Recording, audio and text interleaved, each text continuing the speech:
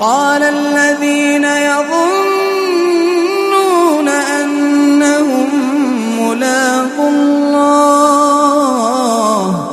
وقال لهم نبيهم إن الله قد بعث لكم طالوت ملكا قالوا أنى يكون له الملك علينا ونحن أحق بالملك منه ولم يؤت سعة من المال قال إن الله اصطفاه عليكم وزاده بسطة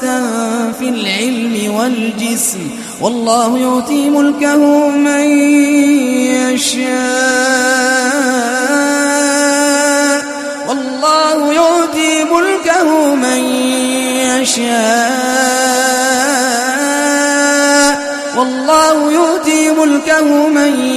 يشاء والله واسع عليم وقال لهم نبيهم إن آية ملكه أن يأتيكم التابوت فيه سكينة من ربكم وبقية مما ترك آل موسى وآل هارون تحمله الملائكة إن في ذلك لآية لكم إن كنتم مؤمنين فلما فصل طالوت بالجنود قال إن الله مبتليكم بنهر فمن شرب منه فليس مني ومن لم يطعمه فإنه مني إلا من اغترف غرفة بيده فشربوا منه إلا قليلا منهم فلما جاوزه هو والذين آمنوا معه قالوا لا طاقة لنا اليوم بجالوت وجنوده قال الذين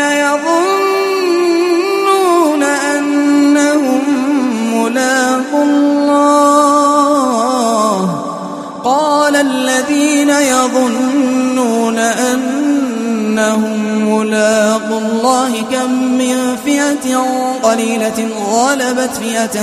كثيرة بإذن الله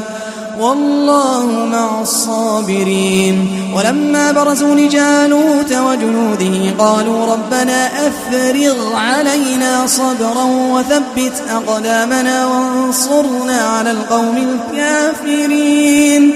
فهزموهم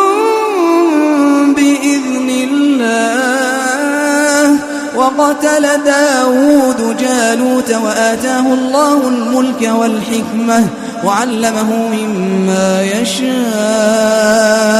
ولولا دفع الله الناس بعضهم ببعض لفسدت الأرض ولكن الله ذو فضل على العالمين تلك آيات الله نتلوها عليك بالحق وإنك لمن المرسلين